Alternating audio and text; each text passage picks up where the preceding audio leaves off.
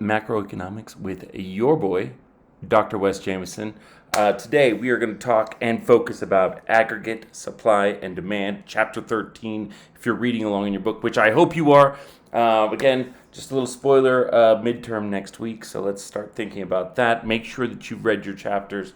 I will be leaving a little say study guide in the Canvas pages. But let's get right into this. Again, today we're going to be talking about supply and demand. I hope you're ready for it. Let's do it. Okay, look. There's the whole thing. The whole thing is, of course, this right here, right? You've seen this. If you're in macro, that means you've taken micro, and that means that you have seen this graph before. Of course, you know, up here we have price, 0 to infinity, quantity, 0 to infinity. The supply curve will look like this. Sometimes it could be curved. Demand curve will look like this, and it will always be downward sloping. And of course, at some point, when these two curves cross, we're going to have an equilibrium where we will find the equilibrium price and equilibrium quantity. This should be nothing but review from micro, but I want to hit on just a couple things with the demand curve. And I find that sometimes students in macroeconomics didn't really pick this up in micro, and I think it's important that we talk about it here. The demand curve slopes downward. Now, if nobody's ever asked you why the demand curve slopes downward, let me be the first to do it. Why does it do it? Why does it look like this?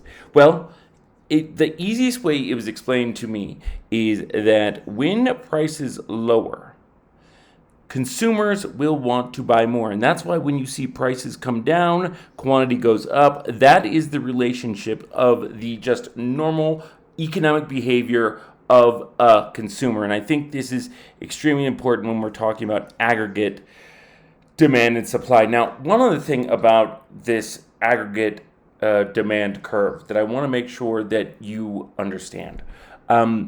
Typically in micro, we are talking about the demand curve of a singular business or of a singular consumer or a household. This demand curve is essentially encapsulating the whole of an economy and could honestly encapsulate the whole of the global economy if we were to stretch it out that big. But typically when we see these kinds of demand curves, we're talking about the whole of an economy or maybe even like a state. It's a large quantity. And so there are different things that go into these kinds of decision making. Now, we're going to get to some of that, but I think it's important to know that, of course, we can see shifts in demand, right? There's always going to be a movement in this curve. Now, of course, what could cause these kinds of things? Well, for instance, you know, if, let's say, the government was to hand everybody a check for $1,200, which didn't happen, it did happen some like 6 years ago. That would give the populace more money, and we would see this demand curve shift to the right because more people would have more money to spend, and we'd have more demand for just any kind of goods. Of course, if they throw in an extra tax a little bit later, we might see that demand curve shift to the left, all right? Now, I think this is a good time to bring up this concept, this idea of long versus short term. Now, once again, if you've done microeconomics, you know what a long-term versus short-term is, but I want to just focus a little bit on what it means in macroeconomics. And that means that, let's start first short term, of course. For macro, it is a time period in which wages and some prices are quote unquote sticky, right? And that means that they're not moving. And like, why sticky, right? Like, what does that even mean? What does it mean to be sticky? And really what it means is it doesn't move, or it doesn't move very easily. You're not seeing giant wage or price spikes at all in the short term. And there's reasons for this. First of all, wages don't shift very easily. You might have noticed if you've been working any time over the last 2 years that, you know, inflation's been kind of crazy, but your employer didn't say, hey, I saw the gas moved from $2.87 to $5. I'm going to give you a 50% raise. That didn't happen. And that means that your wages are sticky. And there's other things, like why is quantity sticky? Like why can't businesses just produce more on demand? Well, a lot of those reasons, and sometimes they can, but a lot of the reasons why they can't is, of course, production contracts. A lot of them are contracted to do a certain amount of things, and therefore they only have a certain amount of inputs. Now, of course, this can change, but it will take time for this to change. Now, last reason, of course, is the government. The government is very powerful.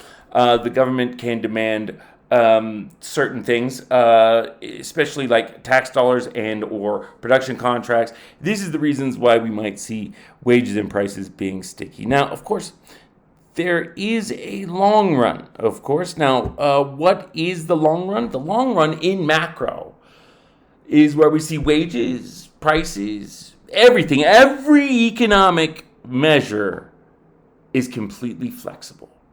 And that's because those stickinesses in the long run don't exist. We're able to do whatever we need if given a long period of time. We're able to shift capital. We're able to move buildings if need be. We're able to change our contracts in the long run. So those are the two things I want you thinking about when we move to the supply curve. Now, when we talk about the supply curve, let's talk about the SRAS, the short run aggregate supply.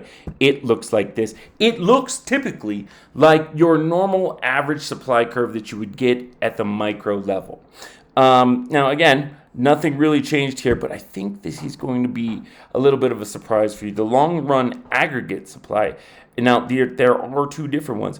This is the long run aggregate supply. It looks like this. It is a straight line up and down. And the reason why we have this straight line is because in the long run, if we think about the long run, a business will have figured out the exact appropriate amount of supply to create. Right? And now this supply is not going to change. You can see right here, the quantity is not changing. And it's not even going to change. It's not even dependent upon which price they charge for it. It will remain the exact same. And that is because companies and organizations in the long run tend to grind towards efficiency.